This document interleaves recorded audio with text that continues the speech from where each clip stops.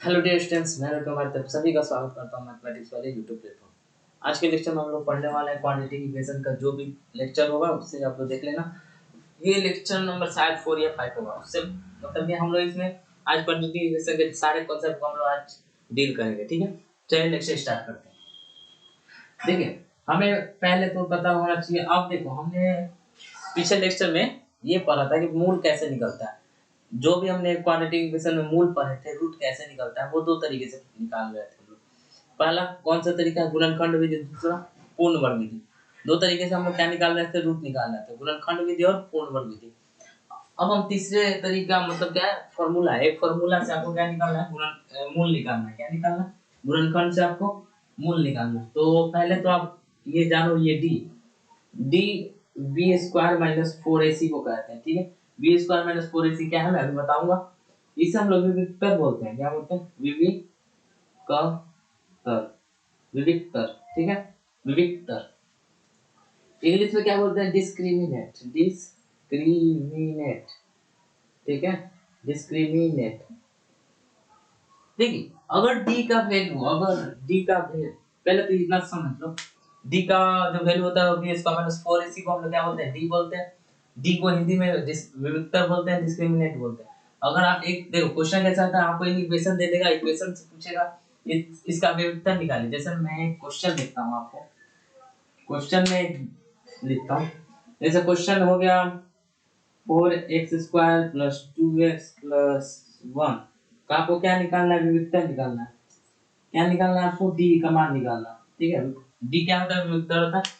आपको विविक्तर निकालना है। तो देखो विविक्तर कैसे निकलता है, बी स्क्वायर माइनस 4 से होता है। ठीक है, अब आपका देखो बी स्क्वायर माइनस 4ac में ये जो बी ए और सी क्या क्या होते हैं। बी देखो, सॉरी पहले तो ए देखो, ए क्या होता है, एक्स स्क्वायर के साथ जो होता है उसे ए बोलते हैं, एक्स के साथ जो होता है उसे बी बोलते हैं, और ये जो सिंगल होता है उसे सी बोलते हैं। ठीक है, जो कांस्टेंट होता है वो सी बोलते हैं। तो ए बी सी आपको पता चल गया इक्वेशन में कौन कौन सा होता है। ये ए है, ये बी है, ये सी है। इक्वेशन देख के आप पहचान जाओगे एबीसी कौन है। एबीसी मतलब जो, जैसे हम लोग बी की जगह क्या ले सकते हैं, +2। अगर माइनस होगा तो -2 लेना है। साइन के साथ आपको नंबर उठाने हैं। ठीक, ये पता चल गया। तो विविक्तर क्या होता है, डी। डी का फॉर्मूला क्या हमने पढ़ा है, बी स्क्वायर माइनस 4ac पढ़ा है।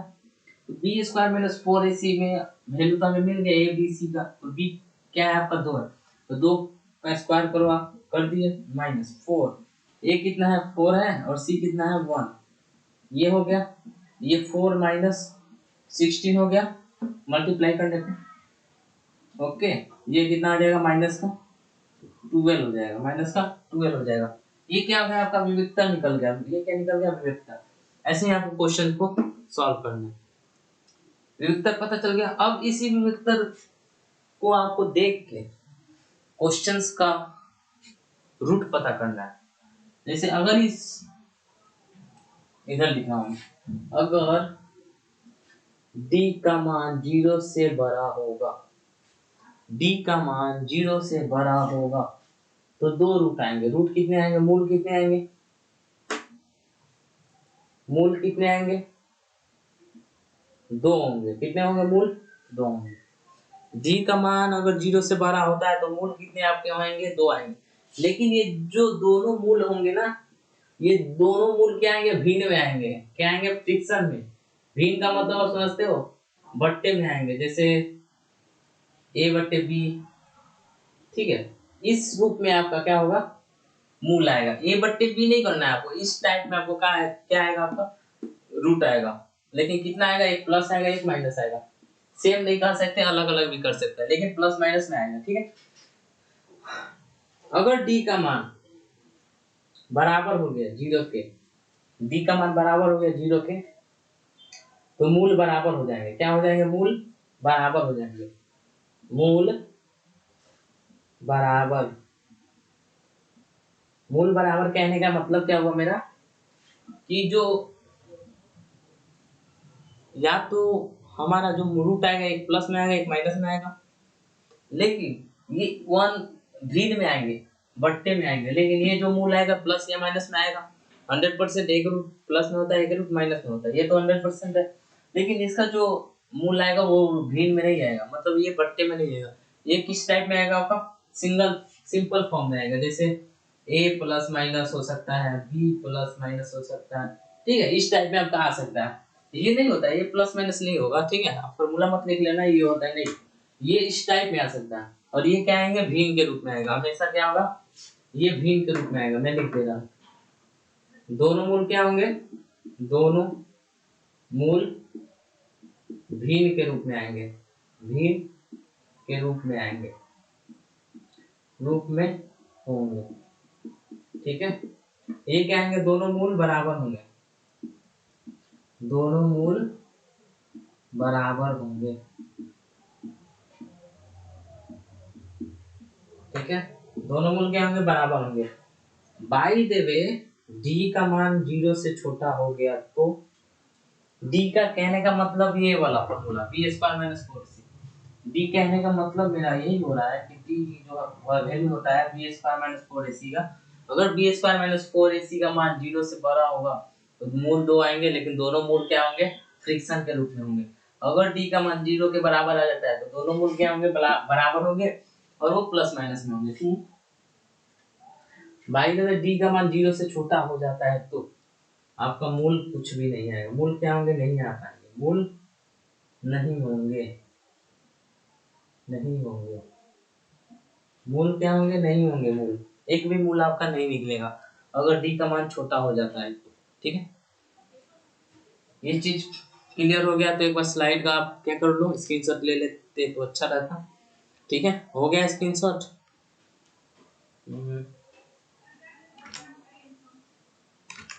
चलो हो गया, आगे बढ़े।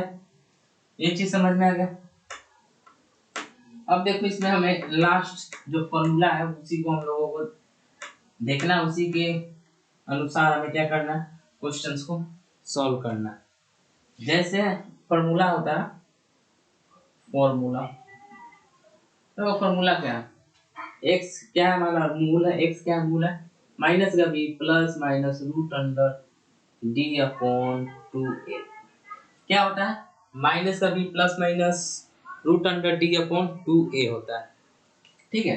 अब आप ऐसे भी लिख सकते हैं इसको, एक्स बराबर माइनस का B plus minus root under 4 sorry B square minus 4ac, B square minus 4ac equal to 2a। इसको ऐसे भी आप लिख सकते थे जी, ऐसे ही आप लिख सकते थे, या इस टाइप में आप लिख सकते थे, ठीक है। दोनों फॉर्मूला क्या है? सेम है, दोनों क्या है? सेम है, बस डी का वैल्यू यहाँ पे पुटिंग कर दिया गया। देखिए यहाँ पे मेन आपको जो क्वेश्चन बनाने में ध्यान रखना है वो एक चीज है कि आपको डी का मान पहले निकालना है। क्वेश्चन अगर इस फार्मूले से आपको यूज करना है, इस फार्मूले को अगर आपको क्वेश्चन में यूज करना है तो आपको पहले डी का मान निकालना होगा। डी का मान निकाल के आपको चेक करना होगा कि उनका रूट निकलेगा कि नहीं, क्योंकि अधिकतर इस द्विघात समीकरण में जो इस फॉर्मूले का यूज करने के लिए दिया जाता है वो क्वेश्चन उल्टा हो जाता है कि एक भी मूल नहीं होता उसका, लेकिन बच्चे कुछ भी निकाल देते हैं प्लस माइनस में, ठीक है, तो वो गलती हो जाता है। तो पहले तो आपको डी चेक कर लेना, अगर दो मूल होंगे या बराबर मूल होंगे तो मूल तो आपको निकल जाएगा इससे, अगर नहीं मूल निकलेगा ही मतलब इसका कोई मूल होगा ही नहीं तो ये फॉर्मूला में यूज करने से आपको कोई फायदा नहीं है, आपका टाइम वेस्ट हो जाएगा। जैसे हम लोग एक एग्जांपल से लेके समझते हैं, ठीक है। यही लास्ट टॉपिक था आपका सिलेबस का, क्वाड्रेटिक इक्वेशन में लास्ट टॉपिक है ये हम लोग पढ़ रहे हैं। जैसे मैं एक एग्जांपल लेता हूँ, 2x square minus 3x plus 5 minus 3x plus 5 equal to 0। इसको क्या करना है आपको? इस फॉर्मूले से यूज करके मूल निकालना है। क्या निकालना है? मूल निकालना है आपको। क्या निकालना है? मूल निकाले। क्या निकाले? मूल निकाले। मूल निकालना जब अगर आपको फॉर्मूला ये यूज करना है, ये भी मैं बता दे रहा हूँ, फॉर्मूले का यूज करके आपको मूल निकालना है, ठीक है। लिख लेना क्वेश्चन, देखो फॉर्मूले का यूज करके आपको क्या निकालना है? क्वेश्चन मतलब इसका मूल निकालना है। इसका मूल अगर फॉर्मूले का आप फॉर्मूले का यूज कर रहे हो तो उस फॉर्मूले यूज करने से पहले आपको क्या करना है? डी का मान चेक करना है। डी का मान निकाल लो पहले, B square minus 4ac। D बराबर कितना आ गया? बी स्क्वायर माइनस 4ac क्या है? बी का मान इसमें चेक करो कौन है, -3, -3 का होल स्क्वायर कितना हो जाएगा, तो देखो 4, ए कितना है 2 है, सी कितना है 5 है। आगे बढ़ो पहले डी, 3 का स्क्वायर 9 माइनस 20 40 हो जाएगा क्या, 5 का 20 और 40 हो जाएगा। डी का मान देखो कितना है, माइनस का 31 आएगा, -31।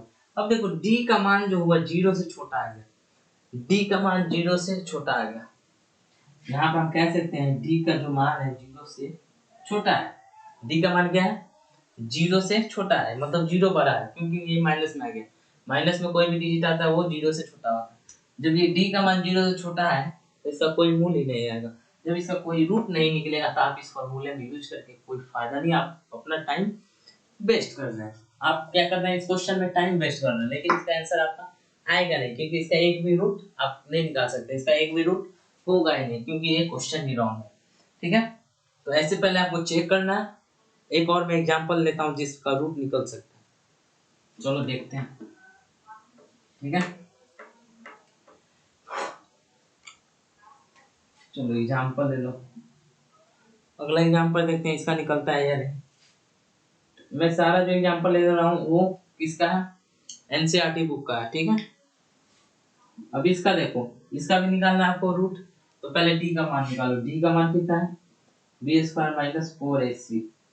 बी कितना है, -6, -6 का होल स्क्वायर करो, 4 ए कितना है 2 और सी 6 का स्क्वायर कितना हो जाएगा 36 माइनस 8 24।